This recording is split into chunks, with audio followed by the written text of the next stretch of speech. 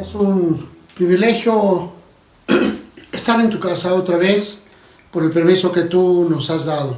Hemos estado hablando acerca de todo lo que está sucediendo en este tiempo, pero más que nada enfocándolo también en las cosas que Dios tiene para nuestras vidas.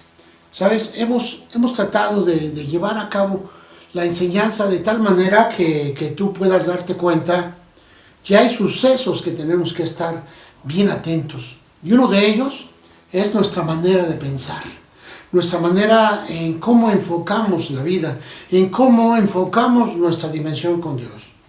Hoy estamos viviendo una terrible prueba de fe en todo el mundo. Diría yo que para todos los cristianos principalmente, gente que conoce de Dios y gente que no conoce de Dios.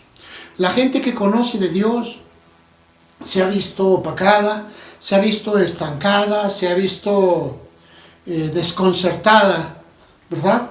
Porque no sabe qué es lo que está sucediendo. Algunos se volvieron temerarios e inclusive retaron a las autoridades.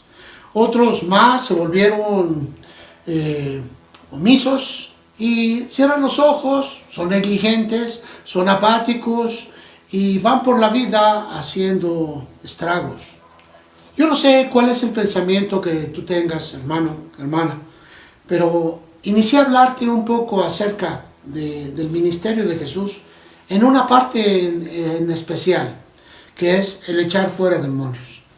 A veces pensamos que echar fuera demonios es ponerse con una escoba y con una espada y aventar un resto de hierbas y quemar quién sabe qué cosas, invocar. No, para nada. El ministerio que Jesús nos enseña es muy simple. Sin embargo, si tú no tienes el reconocimiento del cielo, el reconocimiento de Dios por medio del Espíritu Santo en tu vida, tú no tienes autoridad y no lo vas a lograr. ¿Qué puede pasar cuando tú no tienes autoridad para echar fuera a un demonio? Bueno, hermano, el diablo puede volverte a engañar, puede hacer que sucedan cosas y a través de las señales provocar un engaño. ¿Cómo vamos a saber, que una persona ha sido liberada? Bueno, pues vamos a mirar su vida, vamos a mirar su entorno con Dios, vamos a mirar su cercanía y sobre todas las cosas vamos a mirar un cambio de vida. Una persona que es liberada no puede volver a caer en lo mismo, porque sabe el estrago que el diablo. Pero hemos visto personas que han tenido vómitos, han tenido eructos, algunas veces motivados por la propia sensación, porque les dijeron que iban a tenerlo, y desde que están escuchando la oración ya tienen esa ansiedad. Otros sí, sin conocer absolutamente nada, empiezan a sentir esas náuseas y arrojan a veces esa bilis que se ha formado. Pero, ¿qué sucede y cómo sucede, hermano? No sabemos. Lo que sí entendemos que hay algo que está aconteciendo. ¿Sabes? Cuando el Señor Jesús arroja a un demonio, pues no vemos que la persona se haya llenado de vómito, o se haya llenado de bilis, o se haya llenado de esto o del otro, ¿verdad? Ocasionalmente vemos, dice, que salió echando un grito terrible. ¡Ay! Gritó fuerte y se fue. Otras veces vemos que han tratado de convulsionar a la persona, pero a la orden de Jesús se tienen que ir. En ningún caso hemos visto que un demonio se voltee y quiera golpear a Jesús o a alguno de sus discípulos. Hoy vemos que hay demonios que se voltean, hay personas que se voltean llenas de demonios para tratar de golpear a la persona que implementa la liberación. Así que, hermano, quizá como dijo un hombre, hay muchos casos que no vamos a entender y que son válidos. Hay muchas circunstancias que no entendemos y que son válidas. Así que vamos a exponer la palabra de Dios. ¿Te parece? Hemos empezado a hablar de lo que es el ministerio de Jesús en cuanto al echar fuera demonios. Hemos hablado un poquito acerca de lazos y ataduras, el poder de las palabras para poder opacar la vida de una persona. Hoy quiero hablarte un poco más acerca de ello. El echar fuera a los demonios. ¿Cómo atacan en tu pensamiento? ¿verdad? Y cómo pueden provocar en ti algo terrible, ¿verdad? Veamos cómo podríamos cambiar a una persona que está llena de ociosidad. Es muy difícil, porque una persona que es ociosa, es muy difícil que pueda haber algo más. Dicen que el ocio es la madre de todos los vicios, ¿verdad? La madre de todos los vicios. Y la palabra vicios también puede ser considerada ataduras, cadenas o prisiones. Quiere decir que conlleva algo diferente. Es como un campo dispuesto para que cualquiera plante en él lo que quiera. Cuando tú tienes un campo de siembra y no lo siembras, sale una hierba. Esa hierba se llama maleza. Y la maleza es una hierba que no sirve para nada. Los animales no se la comen, ¿verdad? Inutiliza el campo, sale por todos lados, a veces produce espinos. No se puede disfrutar un campo. Bueno, así es una persona llena de ocio, ¿verdad? Es un campo inútil, porque no se le puede plantar nada. ¿Por qué? Porque está lleno de maleza y no va a dar fruto. El ocio también está catalogado como una mente sin compromisos con la vida. Una persona sin decisiones. Una persona que vaga de un lado al otro perdiendo la vida, ¿verdad? Va vagando como le lleven los vientos de aquí para allá y de allá para acá. Veamos pues la escritura. En Mateo capítulo 4, versículo 23, Jesús, lleno del Espíritu Santo, está llamando a sus discípulos en el paso y sobre todas las cosas está haciendo su ministerio. Versículo 23 dice: y recorrió Jesús toda Galilea enseñando en las sinagogas de ellos y predicando el evangelio del reino y sanando toda enfermedad y toda dolencia en el pueblo. Y se difundió su fama por toda Siria y le trajeron todos los que tenían dolencias, los afligidos por diversas enfermedades y tormentos, los endemoniados, lunáticos y paralíticos, y los sanó. Podemos mirar a través de esto que todas las personas que estaban enfermas eran considerados endemoniados, lunáticos y paralíticos, y presentaban enfermedades y tormentos. Era un ministerio espiritual, para el espíritu. No llevaron a Jesús personas que tenían una torcedura en el pie, no llevaron a Jesús una persona que tenía gripe, o una persona que tenía dolores en las muelas, no llevaron a Jesús una persona que había sufrido una herida o una operación o una cirugía y no le cerraba la herida.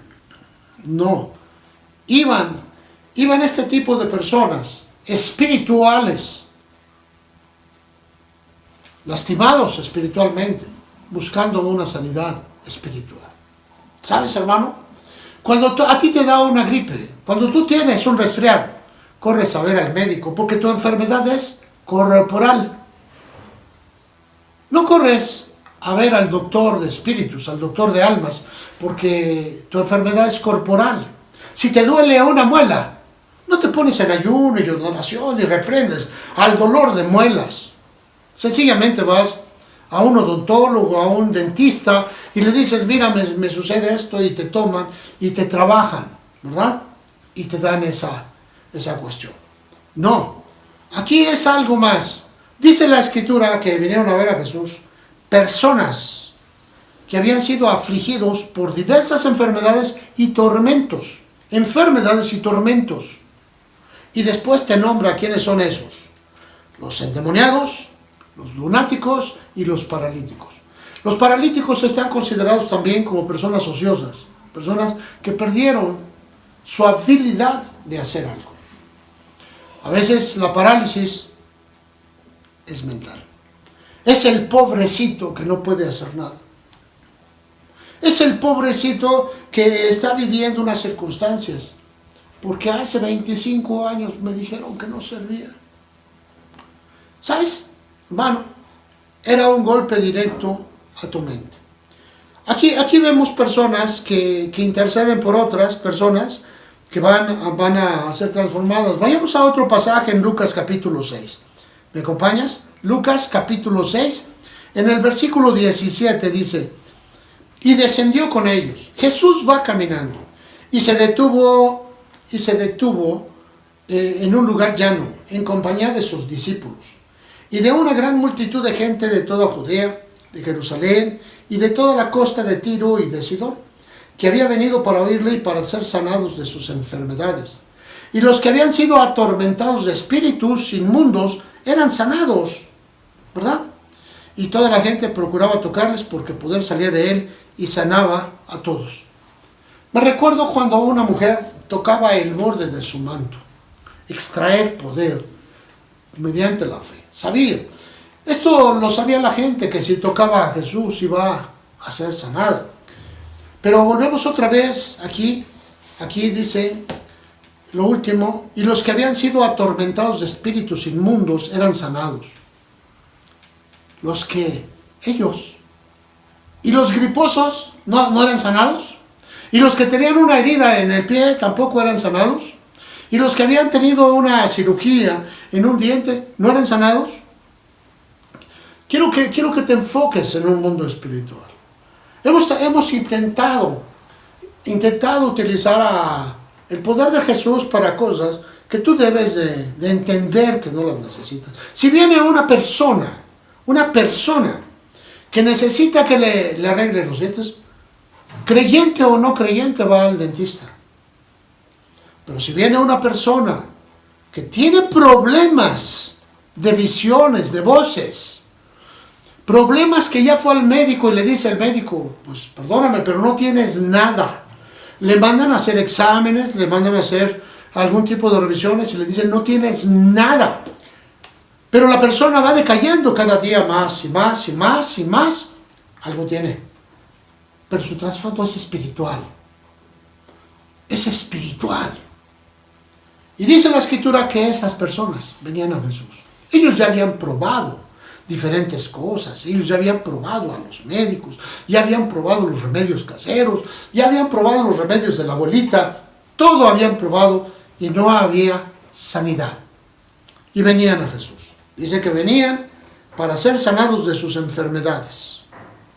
Y los que habían sido atormentados de espíritus inmundos eran sanados. ¿Qué te parece? ¿Qué te parece, hermano?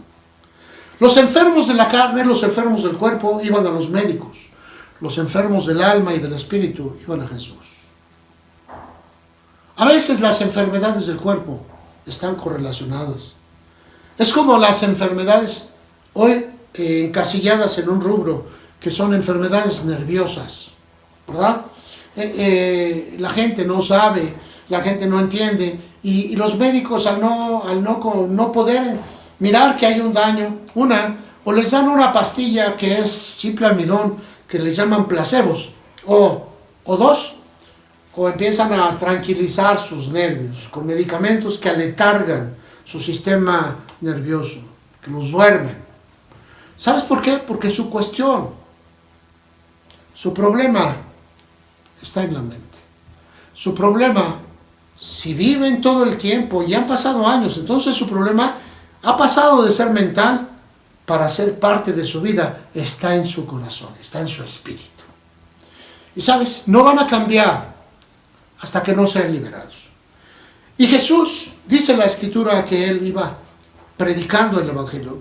Regresemos nuevamente a Mateo capítulo 4, versículo 23. 4, 23. ¿Te parece? Y dice aquí lo siguiente: y recorrió Jesús toda Galilea. Aquí ya no está en Siria. Aquí ya no está en un lugar en donde no conocen el Evangelio. Aquí está en el lugar donde sí conocen. Y dice que el ministerio de Él era enseñar en las sinagogas de ellos. Trasládalo. Era la enseñanza que se da en las iglesias. Jesús enseña en las iglesias. Ahí no predica. Pero ¿qué es la predicación? Es el mensaje de esperanza. Es la prédica que tú puedes dar a alguien. No puedes predicarle a la iglesia tienes que enseñarle. A la iglesia tienes que empujarle para que conozca más. Pero ¿a quién le vas a predicar? Afuera. A esas personas que no creen, a esas personas que no entienden, a esas personas que no conocen, que están llenos de un corazón de mundo. ajenos a Dios. A esas personas hay que predicarle. ¿Y qué es lo que les vas a predicar? Es lo que vas a publicar con tu boca, que Jesucristo es la respuesta para todos los males. Amén. Pero en la iglesia se tiene que enseñar. Así que Jesús nos dice aquí bien claro por el Espíritu, enseñando en las sinagogas de los judíos, enseñando en las iglesias. En las iglesias se da enseñanza. 2, predicar el evangelio del reino. Fíjate que no es un evangelio barato. El evangelio de Dios es poder para el que cree, ¿verdad? Es poder para el que cree. Así que cuando las personas creen, pueden recibir su milagro.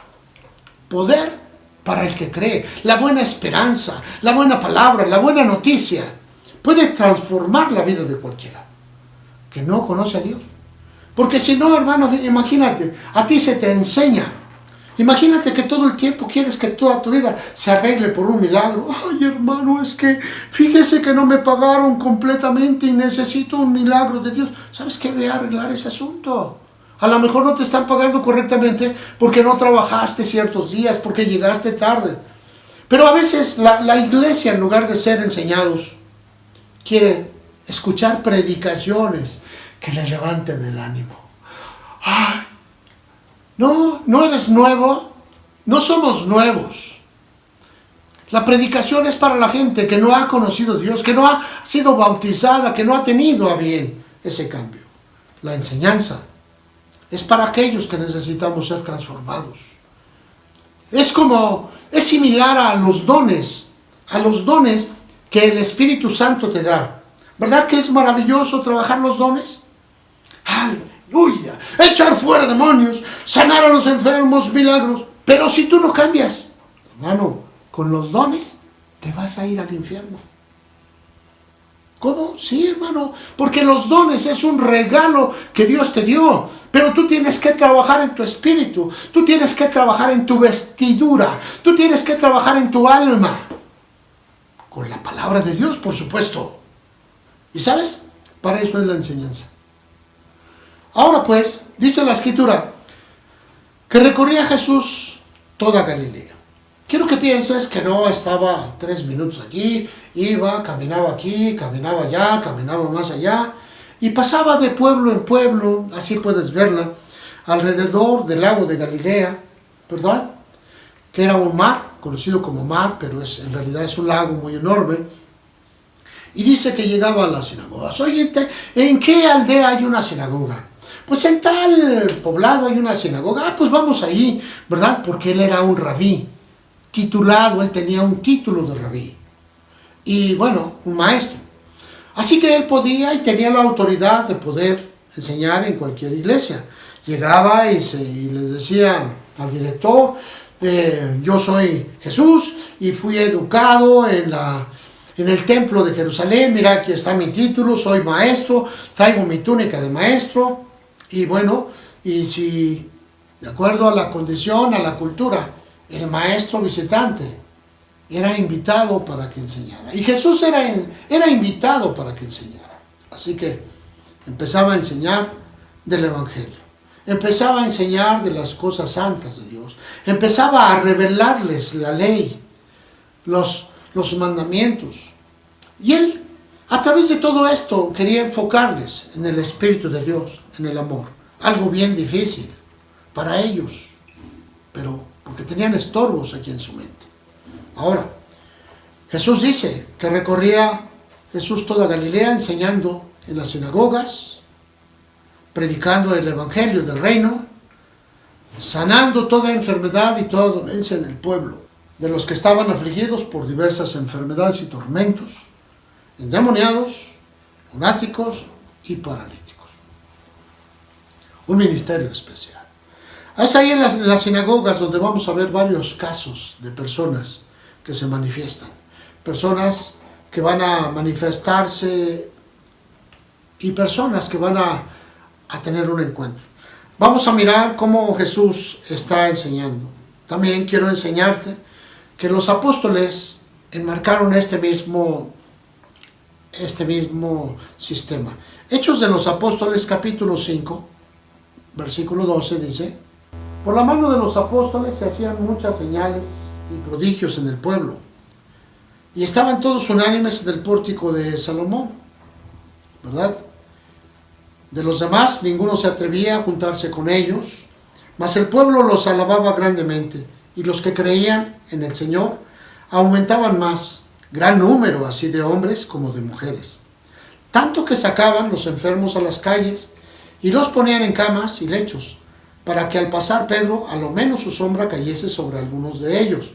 Y aún de las ciudades vecinas venían muchos a Jerusalén, trayendo enfermos y atormentados de espíritus inmundos, todos eran sanados.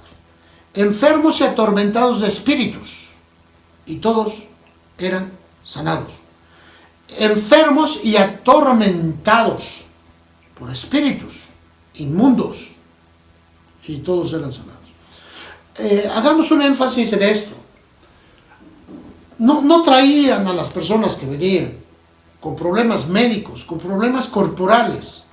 Traían a personas enfermas que estaban postradas y que sufrían y estaban atormentados de espíritus inmundos. Ellos ya lo habían visto.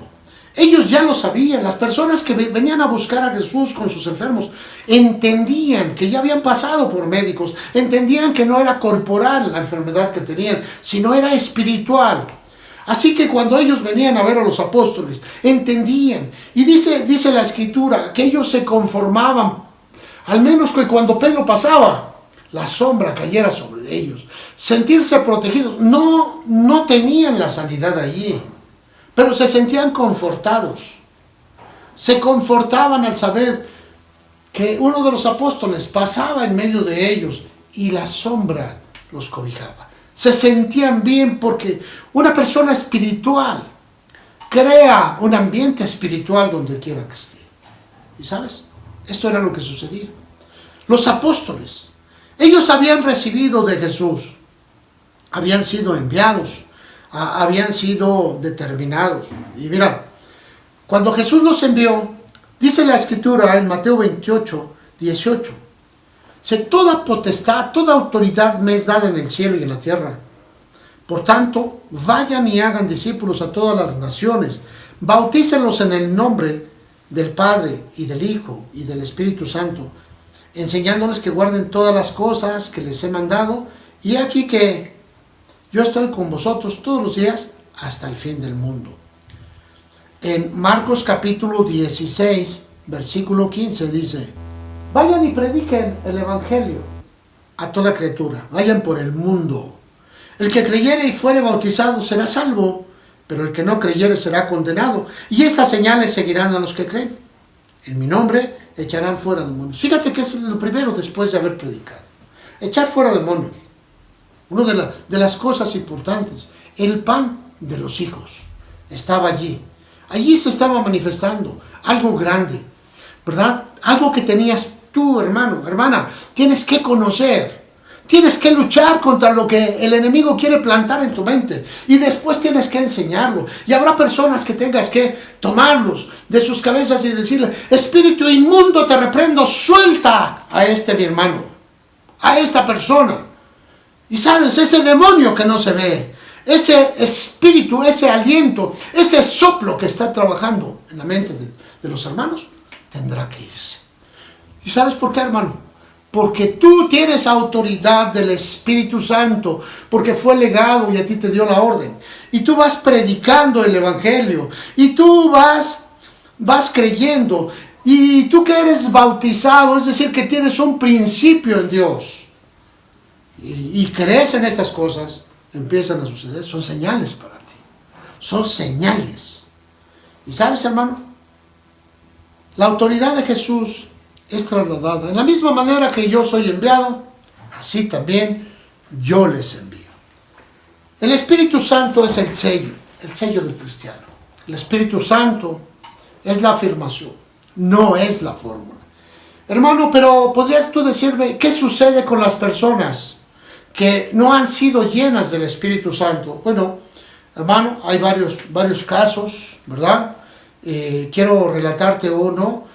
Acompáñame al libro de los Hechos, capítulo 8, versículo 20 en adelante. Una historia de un hombre llamado Simón el Mago, ¿verdad? Felipe había caminado y llegó a Samaria. Felipe era uno de los diáconos que ya estaba desarrollando su ministerio, porque fueron echados de Jerusalén y él poco a poco fue descubriendo el ministerio que Dios tenía para con él. Era conocido como Felipe el Evangelista. Así que lo vemos siempre predicando en señales, portentos, alcanzando a la gente. Pero dice, la gente tenía necesidad de ser cimentados en una enseñanza más y más fuerte. Así que mandó avisarle a los apóstoles y les dijo, ¿saben qué? Se alcanzó a mucha gente aquí en este lugar, pero mi enseñanza está limitada. Lo que ustedes entregaron es diferente, a ustedes les fue legado. Y él entendía que a través de la imposición de las manos se transfería el espíritu de gloria, ¿sabes? Se iniciaba, se recibía un bautismo, se daba un inicio, se tenía un principio ahora en el fluir de Dios, de la santidad, de la vida eterna.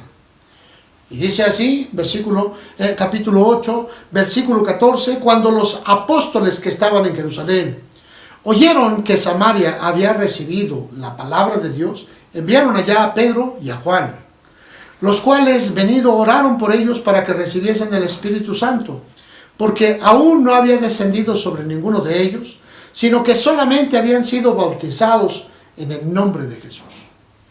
Entonces les imponían las manos y recibían el Espíritu Santo.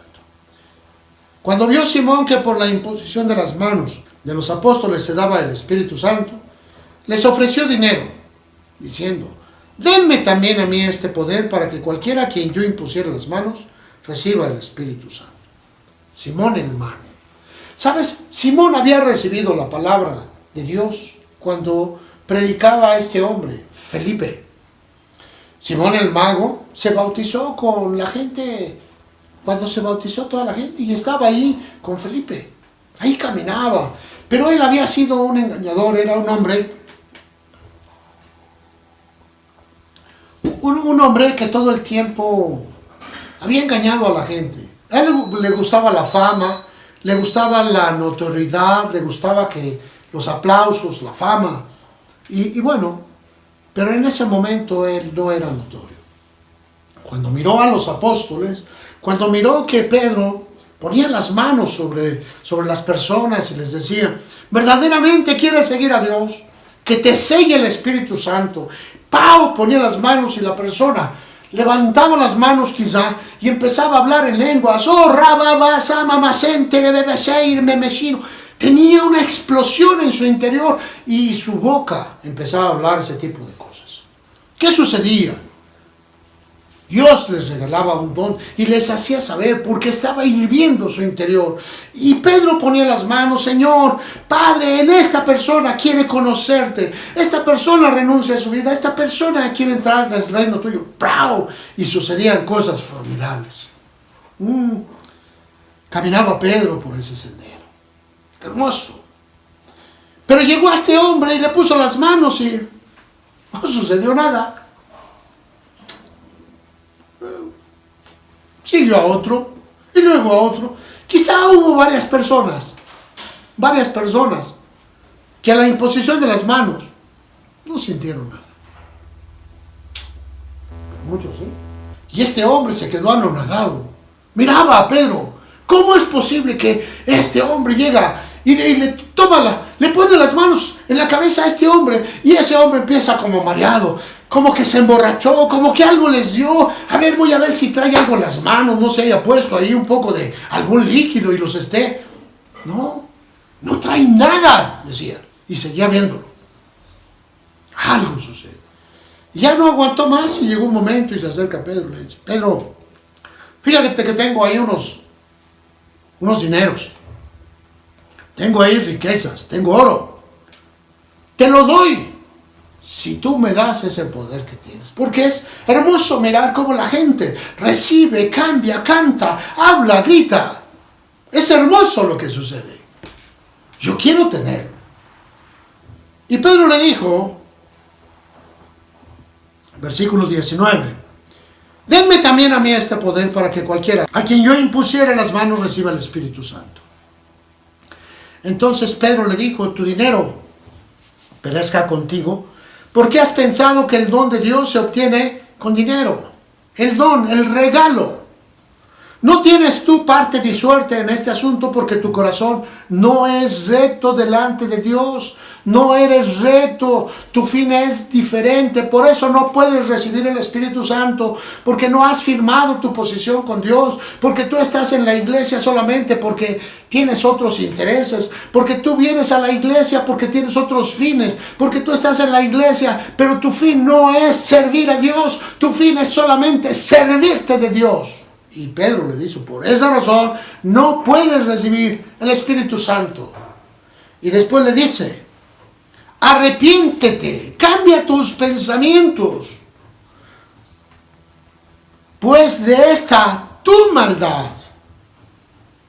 Y ruega a Dios si quizá te sea perdonado el pensamiento de tu corazón. Y aquí, vemos aquí una persona que está en la iglesia, pero su pensamiento no es servir a Dios.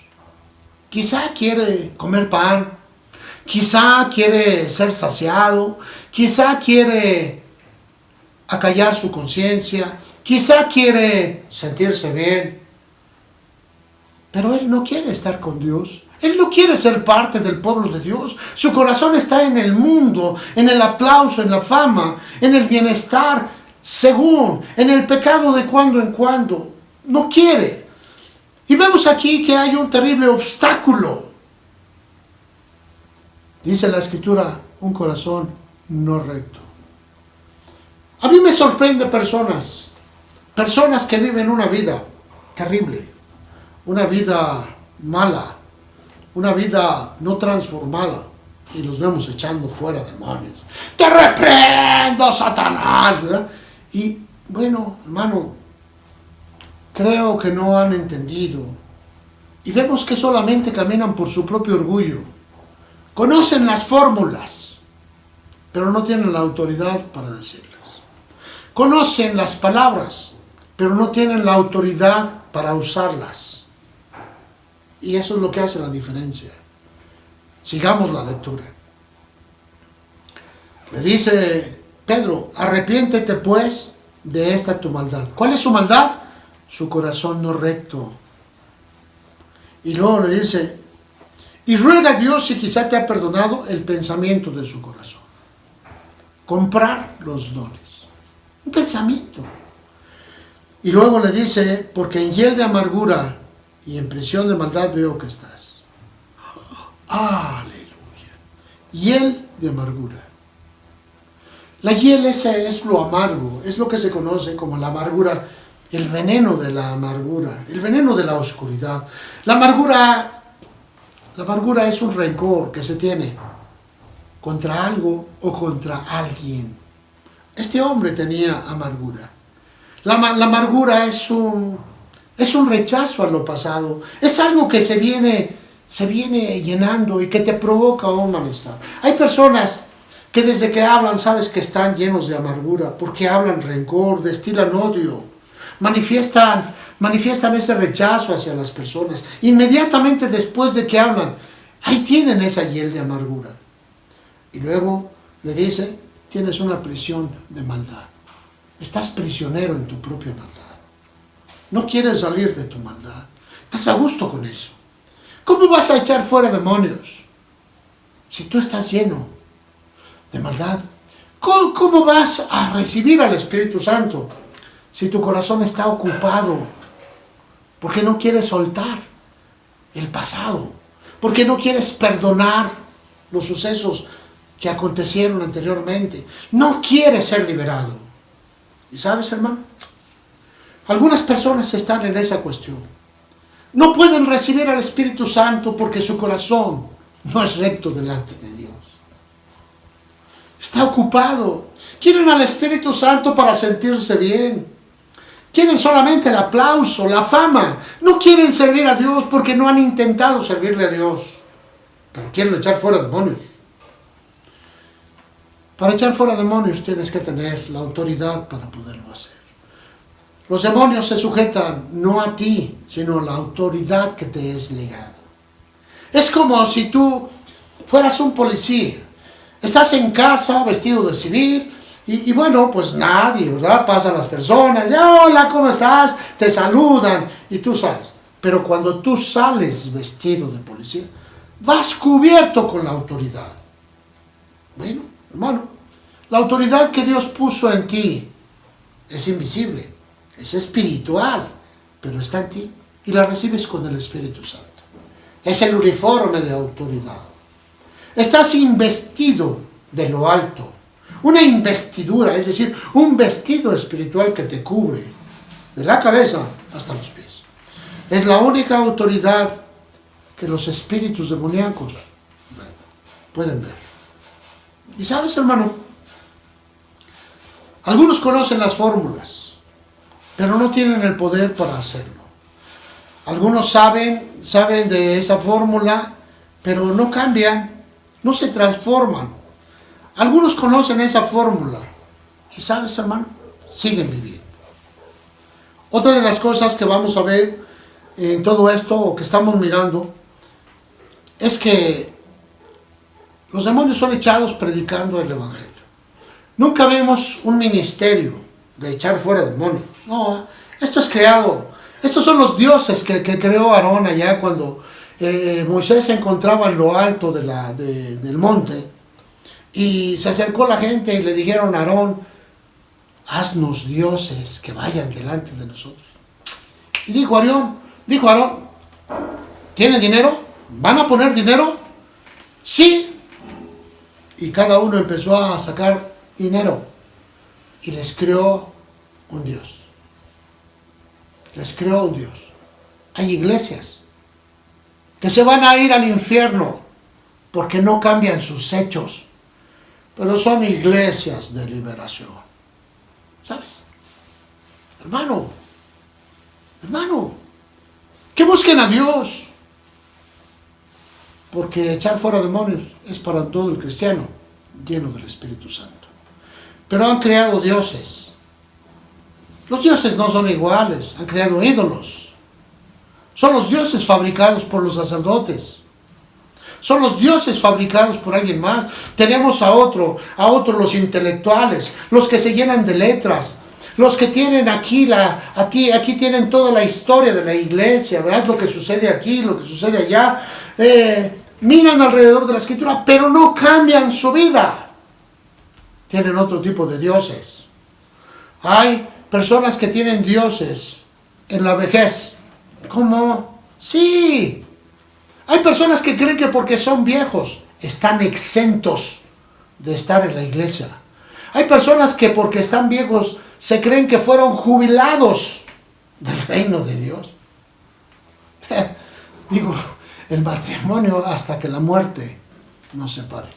Así que estás vigente y te estás comportando como un negligente. Tienes tus dioses. Ahora tu Dios es tu vejez. Ahora tu Dios es... Yo ya pasé por ahí, ya ni peco. No te equivoques. El pecado es el rechazo a Dios a través de toda la Escritura. Cambia, transfórmate. ¿De qué te estoy hablando? De los obstáculos. Obstáculos para echar fuera demonios. Esos obstáculos están ahí. Conocen las fórmulas, pero no tienen la autoridad. Hoy podríamos cambiar. Algunas personas han creado una forma lógica y le llaman la psicología espiritual. Una psicología. Y poco a poco miramos con que hay alguien que va. Mira, hoy que estamos viviendo en medio de estas crisis de enfermedad, de pandemia, vamos a mirar cómo la lucha, ¿verdad? Platicaba con un hermano acerca de la autoridad. La relación que tenemos las iglesias latinas con las iglesias anglosajonas. Por ejemplo, ¿verdad? Mirábamos la explosión de autoridad y dijo una iglesia en Estados Unidos, me niego a obedecerle a las autoridades. Y abrió su iglesia Y en su iglesia, bueno, pues la gente puede entrar sin cubrebocas y él predica sin cubrebocas y todo el mundo está así. El gobierno había dado la orden de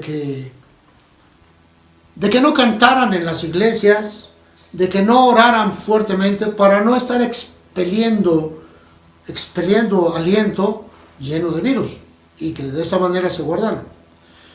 Pero vino ese conflicto y bueno, tuvieron que llegar a los tribunales. Y aquí vemos que en los Estados Unidos de Norteamérica, la primera enmienda de la Constitución de los Estados Unidos les da autoridad a los ministros de ser ellos los dirigentes dentro de su iglesia. En la iglesia manda el dirigente, manda el pastor. Entonces el pastor tiene autoridad. Si el pastor efectúa una boda, el gobierno la reconoce porque tiene autoridad para hacerlo y el gobierno tiene que reconocerlo. Pero en México no. Y en los países de Latinoamérica no los reconoce el gobierno. Tenemos una disparidad, ¿se dan cuenta? ¿Que afecta a nuestra relación con el Evangelio? De ninguna manera, porque les decimos, ¿verdad? La ley civil te puede matrimoniar, le decimos a un hombre y a una mujer, pero ese es un contrato, y la iglesia atestigua un pacto entre dos personas y lo bendice. Así que no hay obstáculos para bendecir ese pacto o establecerlo a través de un escrito. No hay ningún obstáculo. La iglesia en Estados Unidos, de acuerdo a la ley, tiene el reconocimiento de que el pastor es la autoridad dentro de la iglesia y no hay injerencia. Aquí en México no. Entonces tenemos una disparidad. Algunos se están equivocando en ese concepto de autoridad. Tenemos que examinar. Dice el Señor que no hay autoridad sino de parte de Dios. La autoridad que nos rige a nosotros, como a ellos, es la Constitución. La Constitución sobre la cual se entregan leyes, ordenanzas, estatutos, etc. Y la Constitución dice cuáles son tus límites de autoridad y cuáles no. Así que ellos hicieron uso de sus límites. Ahora, consecuencias pueden haber. La responsabilidad del pastor, que dio la orden, que permite. Será responsabilidad de él, ¿verdad? Está ligado por la ley. Los obstáculos entonces, que pueden impedir que un cristiano enfrente a los demonios, es su autoridad limitada. Y esta autoridad limitada es la cual te estoy hablando. La autoridad tiene límites. Un esposo es cabeza de su familia, pero esto no le da derecho a violar a ninguno de sus hijos. Esto no le da derecho a golpear a su esposa. Se rompen los límites. Es una autoridad limitada. La única autoridad absoluta es la de Dios. Igual, Él manda que las autoridades civiles, jueces y magistrados, te dirijan. Pero el día que rompan tu relación con Dios, ese día tú puedes desobedecerlos. Me es necesario obedecer a Dios antes que a los hombres, ¿verdad?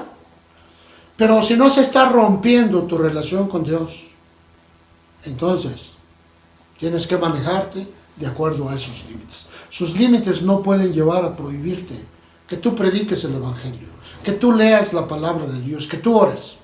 Oye, pero nos están impidiendo reunirnos en las iglesias. No, te están diciendo que hay limitaciones higiénicas y de seguridad, por lo que está viviendo todo el mundo. Entonces, bueno, hermano, estamos conociendo también los límites. Los obstáculos para echar fuera demonios son producidos por nosotros mismos. Son producidos porque no tenemos la autoridad. Son producidos porque hemos caminado de esa manera. Así que, hermano, voy a dejarte aquí. Aquí voy a detenerme un momento y voy a voy a recordarte que dentro del ministerio establecido por Dios es que tú prediques el Evangelio. Una, ¿verdad? Dos, que eches fuera demonios. Tres, que sanes a los enfermos. Sí, por todo el mundo. Pero si tú no estás dispuesto a predicar el Evangelio, pues por ende no vas a hacer lo demás. Entonces dice, el que creyere y fuere bautizado, es decir, que tenga un principio en el caminar de Dios, en el rumbo de Dios, entonces será salvo, estará ajeno, le pertenece a Dios, mientras haga lo que Dios quiere. El día que el hombre decida desobedecer a Dios, ese día, la salvación le dirá a Dios, Señor, tu salvación no me interesa, voy a hacer lo que a mí me plazca. Y bueno, tendrá un grave problema. A esto se le llama apostasía, deserción, rechazo. Y muchas personas lo van a hacer en este tiempo, de alguna forma, de la comodidad.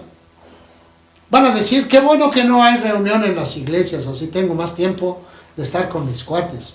Así vamos a pasear, así vamos aquí, vamos allá. Hoy no tengo el tiempo que me quitaba el asistir a la iglesia. Y muchos no se están dando cuenta que se está cirniendo la iglesia. Y todo lo que no pertenece será cernido, se irá. Todo lo que no tiene peso se irá. Pero los que sí tienen peso permanecerán hasta el fin. Hermano, quiero decirte que tú eres una persona de esas. Quiero decirte a ti que escuchas todas y cada una de estas enseñanzas, predicaciones. Quiero decirte a ti que pierdes tu tiempo escuchando las cosas de Dios, recibiendo la enseñanza. Porque no es todo lo que yo hablo. El Espíritu Santo te está hablando a ti. Y sabes, hermano, reconsidera. Y no seas como Simón el Mago, que estaba en la iglesia, que le ayudaba al evangelista, era un servidor de la iglesia, pero que no recibió al Espíritu Santo porque tenía obstáculos. No recibió la autoridad para echar fuera demonios. ¿Y sabes? Ven, levanta tus manos ahí donde estás. Padre, en el nombre de Jesús te ruego que esas personas que tú conoces y que estás mirando hoy, reciban el Espíritu Santo, que se transfiera a ellos, que hoy, a partir de hoy, puedan sentir esa terrible necesidad de hablar tu palabra a otras personas, que quieran seguir tus pasos, que su corazón esté siempre, voy a invitar a mi Señor Jesús, voy a caminar en su camino, lo voy a lograr poco a poquito, a lo mejor me voy a tardar. Padre, te ruego por esas personas, te suplico por esas personas que necesitan la presencia de tu Espíritu Santo para que sean investidos de poder desde lo alto. Padre, te doy gracias por ese hombre, por esa mujer, por ese joven, por ese anciano. Señor, te doy gracias. Gracias, Señor, en el nombre de Jesús. Amén. Nos vemos en la próxima, hermano. ¿Sí? Recuerda, estamos en guerra. El botín eres tú. No te pierdas. No recibas el engaño. Permanece hasta el fin y serás salvo. Que Dios te bendiga. Amén.